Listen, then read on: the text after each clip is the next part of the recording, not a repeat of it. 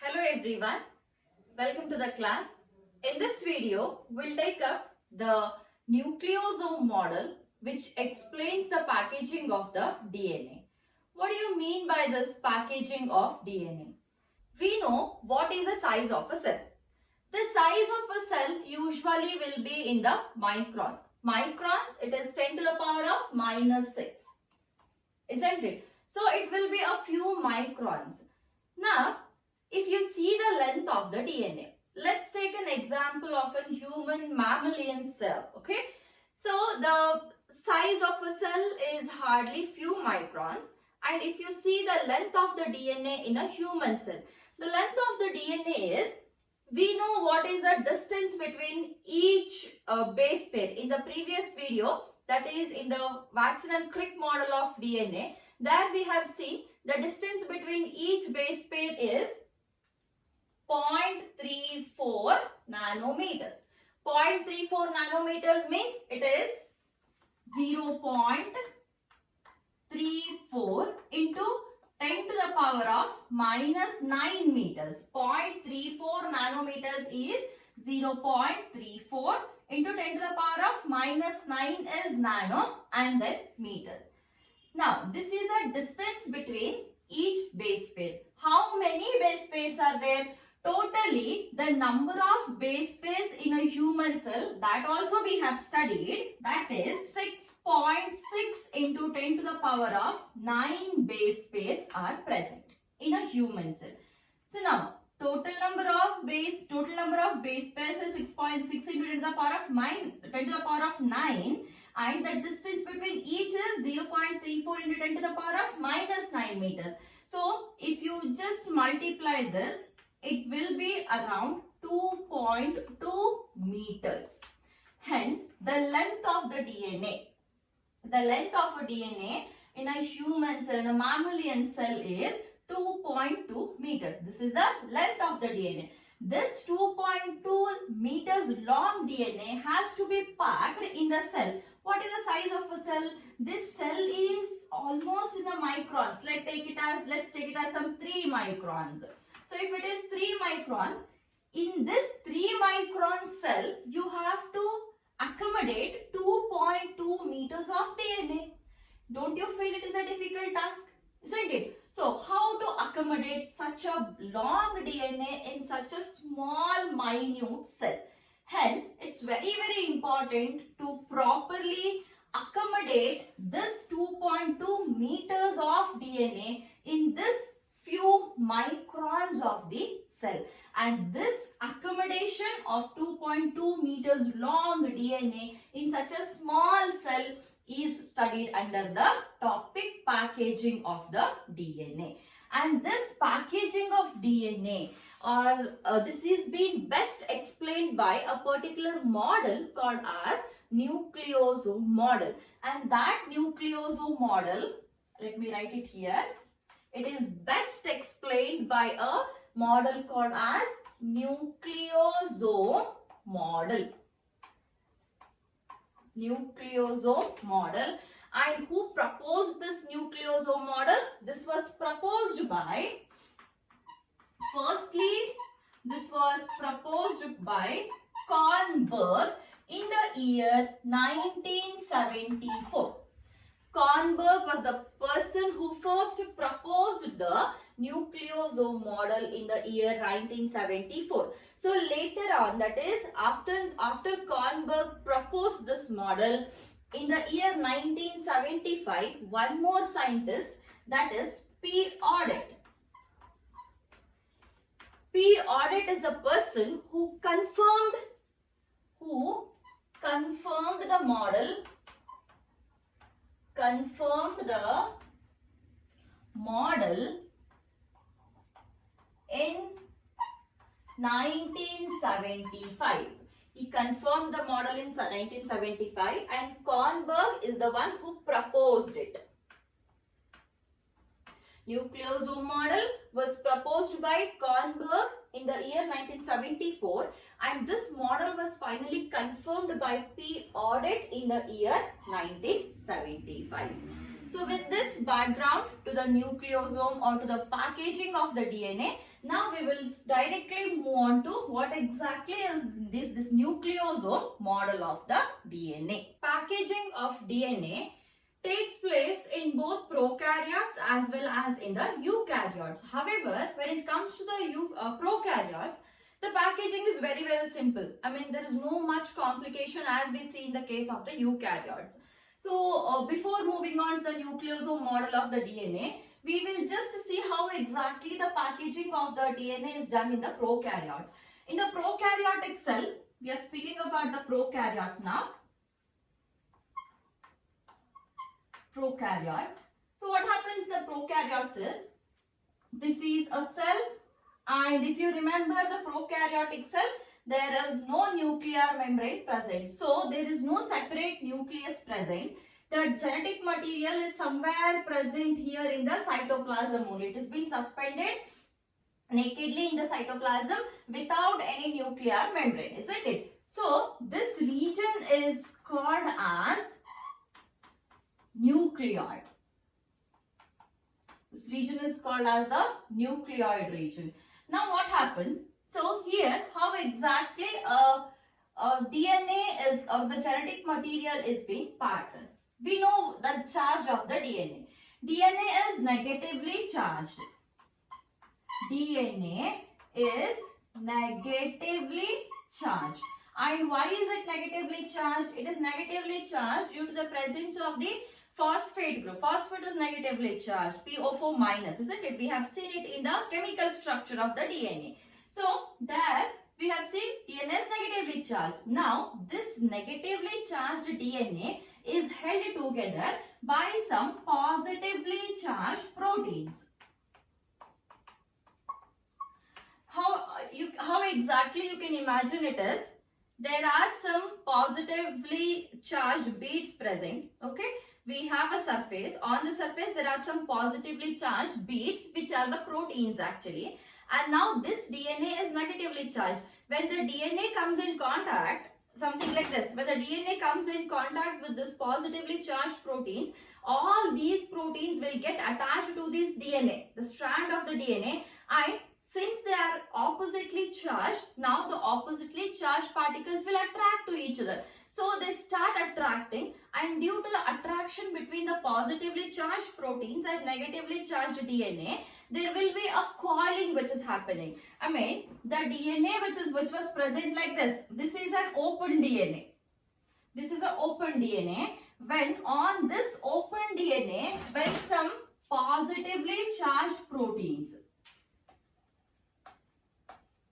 when some positively charged proteins are they come in contact with this negatively charged DNA, immediately these will suddenly they get attracted like this. When they get attracted, this open form of DNA will now become like this, something, a coiled structure. Previously, it was found all through cytoplasm. It was open like this, covering the complete cytoplasm area. Now, because of the attraction between the positive proteins and the negative DNA, this long DNA is packed into this small area. So now, this complete area is empty. This complete area became empty, and all that DNA is now accommodated in this small space, and the whole cytoplasm is now free to accommodate other organelles. So this is called as packaging of DNA. And how this packaging of DNA is done in the prokaryotes? In the prokaryotes, the negatively charged DNA comes in contact with the positively charged proteins, and those proteins and the DNA will attract each other, and they coil and get accommodated in a small space in the cytoplasm. So this is how the packaging takes place in the prokaryotes. Coming to the eukaryotes now. The packaging in the eukaryotes is explained by this nucleosome model.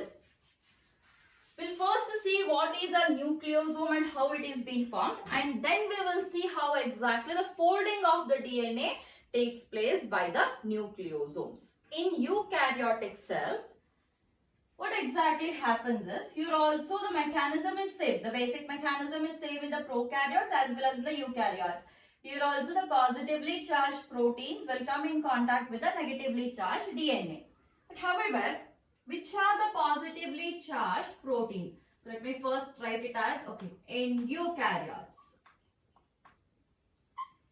In eukaryotes, the positively charged proteins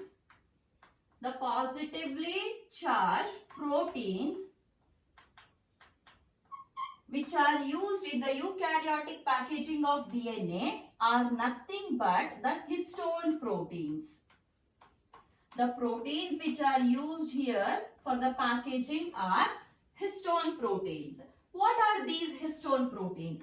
Histone proteins are positively charged proteins which are rich in histone proteins. Histone proteins, they are rich in basic amino acids like lysine and arginine. Lysine and arginine. Let me repeat it once again. See, in the eukaryotes, what happens? Again, the positively charged proteins will come and get in contact with the negatively charged DNA. Which are the positively charged proteins used here?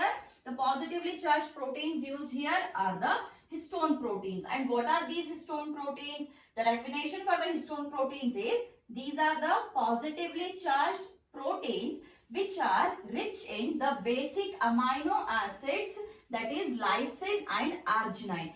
Very often they have asked a question in the form of an MCQ.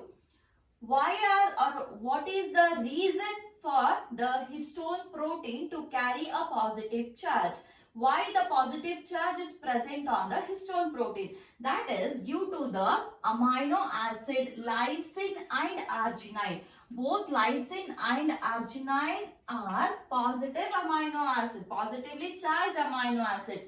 And due to the presence of these lysine and arginine, the histone proteins will also have the positive charge. Now, which are the histone proteins present in the nucleosome? There are 4 types of histone proteins. The 4 types of histone proteins are, let me draw the structure here. This is the first histone protein, second histone protein, third histone protein, fourth histone protein. The name of the first histone protein is H2A. Here it is H2B, then H3 and H4. These are the 4 histone proteins present. Now, every histone protein is present double. That is, H2A, there is one more H2A present behind this. One more H2A. One H2A here, one H2A here. Just behind the first H2A. Next, similarly, there is one more H2B also present. And then one more H3 present. And then one more H4 present. It means that, see, if this is H2A, if this is H2A, just behind this there is one more H2A. If this is H2B, behind this is one more H2B. The one which I have written here are only the one which are present to the front. Behind this, again there are 4. Behind H2A, H2, one more H2A is present. Behind H2B, one more H2B is present. Behind H3, one more H3. Behind H4, one more H4. So totally how many proteins are present? Totally 8 proteins are present. That is H2A. Let me write it here. H2A, H2B, H3 and H4. So this into 2. This is on front. Behind this we have one more set. Now the complex of this together, these 8 proteins together is called as a histone octamer. See, these 8 proteins together This is called as an histone octamer. Okay. Now, how exactly the DNA is being packed around this histone octamer? See what happens. We have a freely lying DNA like this. This is a DNA which is freely lying. Now what happens? This DNA will come and coil around the nucleosome. How exactly it is being coiled? It is taking 1.75 turn. The DNA will take 1.75 turn around this particular histone octamer. How it is being taken? For example, we will start it from one single point. Let's draw it exactly like the NCERT. This is how it is present in the NCERT. See. But in the NCERT, these H2A, H3B, H2A, H2B, H3, H4 are not mentioned. But however, you have to remember these names of the protein these names of the histone proteins from the neat point of the view. See how exactly it is being wrapping. So this is the first it is taking like this, and from behind it is coming down again. From the behind it is coming here. From here again it is taking one more turn like this. It is just taking one more turn like this, and from here again it is going behind, and then where it is coming? It is coming down here. Okay. So this is how the DNA is being wrapped. So see, let's imagine this is a nucleosome now. So from where we have started? From this side we have started. See, if this is a nucleosome like this, it has started from here. From here it has coiled like this. From here it has coiled like this. Again it has come here, and from here again it is coiling like this. It comes here, and then it is going like this. So it is not taking complete 2 rounds. It is only taking 1 3/4 or 1.75 turns. So from here it is coming. This is one complete turn. It is attaching here. After when it is taking the second turn here, as soon as it comes here, okay, from here it is going like this. It is not coming here. So from here it is going like this. See, again let me just tell you, this structure I have turned it like this. From here it has started. From here it has started. This is the one complete turn. This is a 1.5 turn. From here, after it is coming here, it is not coming here again. From here only it is going like this. So it is only 1.75 turns. Now, see, this is a DNA which is present, which is a 2.2 meters free DNA. Now, how exactly it is been turning? See, this is one nucleosome, this is one histone octamer present. As soon as this histone octamer comes, now this DNA, what happens is, instead of running like this, now this DNA, it will coil like this. It will coil around the nucleosome like this, and again it will come. Here there is one more nucleosome. Again from here, it will again take one more coil. Again there is a nucleosome. Again it will take one more coil like this. It means now this free DNA which was this long, which was up to here, now because of the coiling, the length has been reduced. So now previously it was accommodating this much of space. Now because of the coiling, it is only accommodating this much of space. So this is how it is being coiled in the nucleosome model. And since it is giving us an appearance of the beads on the string. Beads on the string is nothing but, let's imagine a string on which there are some beads present. That is very often girls who wears like beautiful jewels on the pearl sets or something on their neck.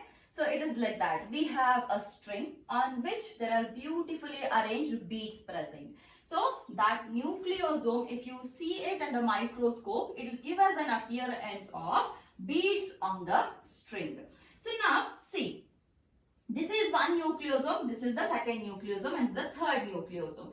Now when it is turning like this, there are very chances when it is taking a turn like this, there are very chances when it is moving to the next nucleosome, there may be chance that this wrapping which has taken around the histone octamer, that wrapping may loosen up. Okay, many a times that this wrapping may loosen up. Hence, to keep the tight wrapping around the histone octamer, there is one more histone molecule which is called as, this is called as H1 protein. This is also a histone protein. However, this H1 is not included in the histone octamer. In the histone octamer, only these 4 proteins are included: H2A, H2B, H3 and H4. H1 is not included in this histone octamer. And histone octamer, see, previously it was only a histone octamer. When the DNA wraps around the histone octamer, we call it as the nucleosome. So, histone octamer plus DNA. How much DNA? Around 200 base pairs of DNA will give us a nucleosome.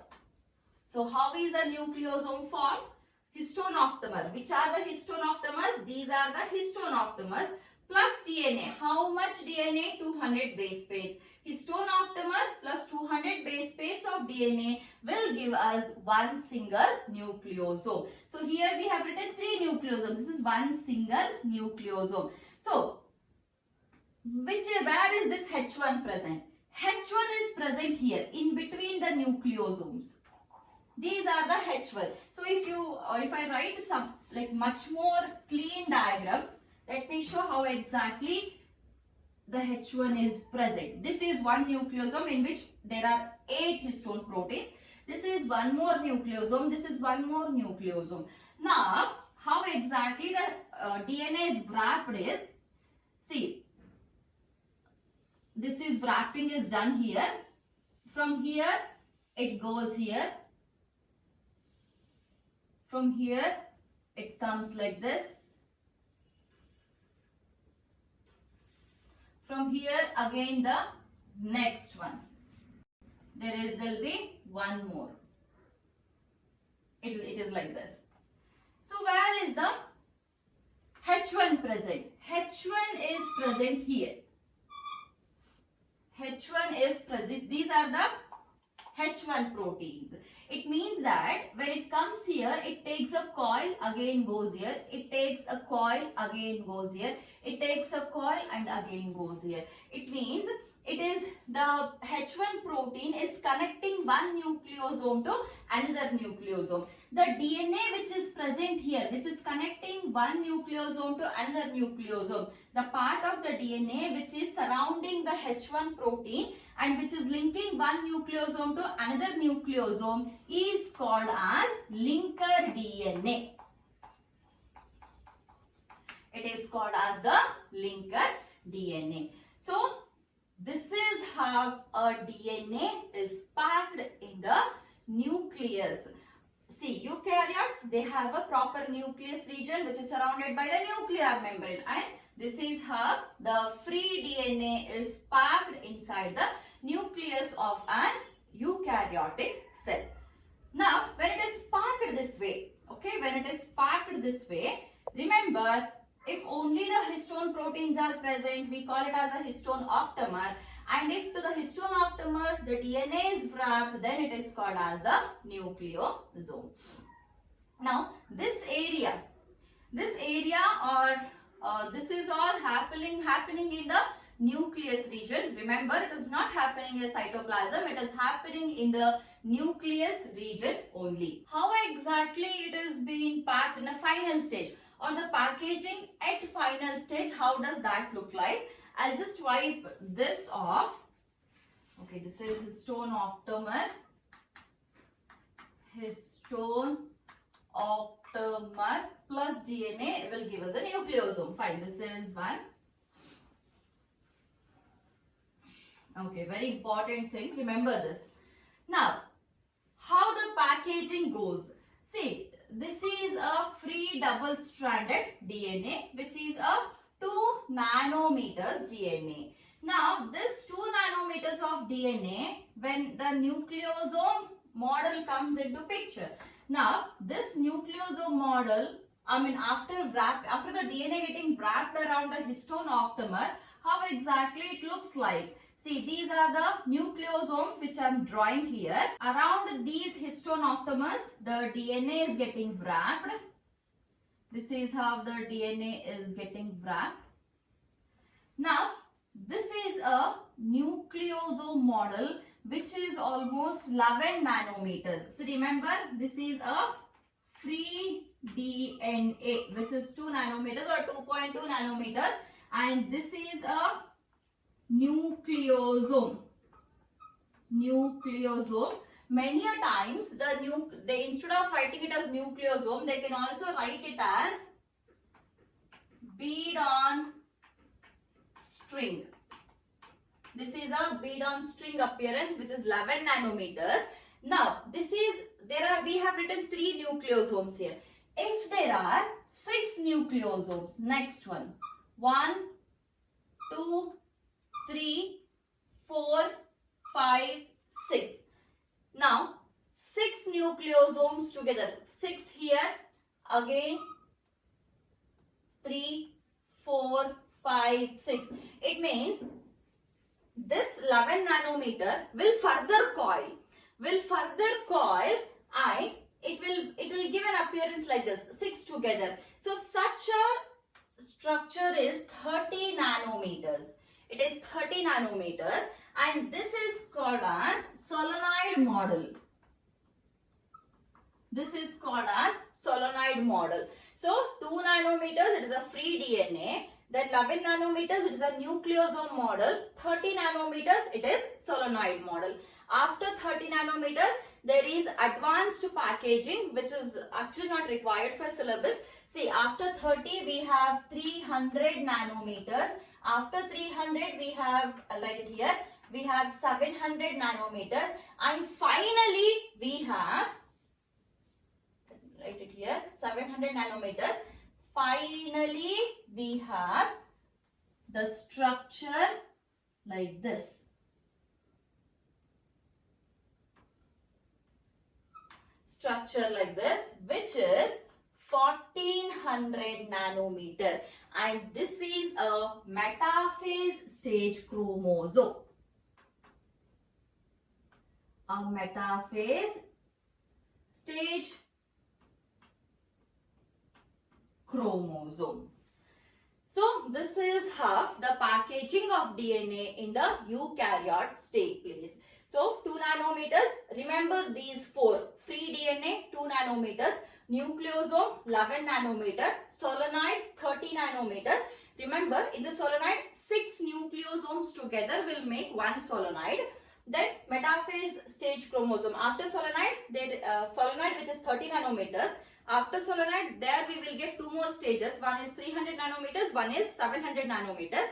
And later on, finally, we get this metaphase stage chromosome, which is around 1400 nanometers. So, a free DNA is finally packed in the form of the chromosome. So, if you observe the chromosomes properly, how they look like is on the chromosomes, you can see the beads like this. Can see the beads like this, and all these beads are the histone proteins. So how exactly the DNA is wrapped is, you can see the DNA wrapped here in the form of the metaphase stage chromosome, and all over this we can see the beads, that is the presence of the histone proteins.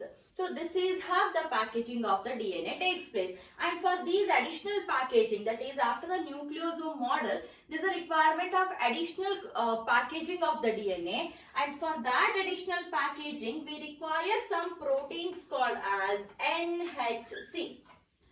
NHCs are non-histone chromosomal proteins.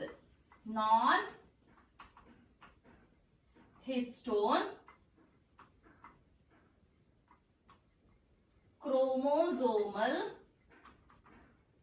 proteins. Remember, very important point, the additional packaging of DNA requires NHCs. The NHCs are non-histone chromosomal proteins. And finally, we get to see the free DNA in the form of a metaphase stage chromosome. So after the metaphase stage chromosome, or when the cell gets a metaphase stage chromosome, there the DNA which is now linked to the protein. When the DNA is linked to the protein, we call that area as a chromatin, or that material as the chromatin. Now this chromatin can be differentiated into two forms based on its nature. The chromatin is now differentiated into two forms, and the two forms are euchromatin and heterochromatin.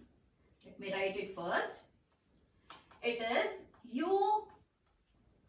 euchromatin and heterochromatin. What is this euchromatin and heterochromatin? See, if you see the structure like this, if you see this chromosome, in some areas the chromosome is very tightly coiled like this, and in some area the DNA is like loosely coiled around like this. See, this is a tightly coiled region of DNA, or the tightly packed region of the chromatin, and this is a loosely arranged or loosely packed region of the chromatin.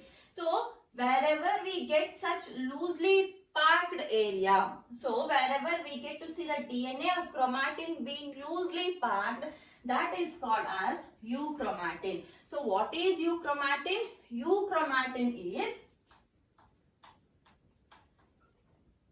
loosely arranged or packed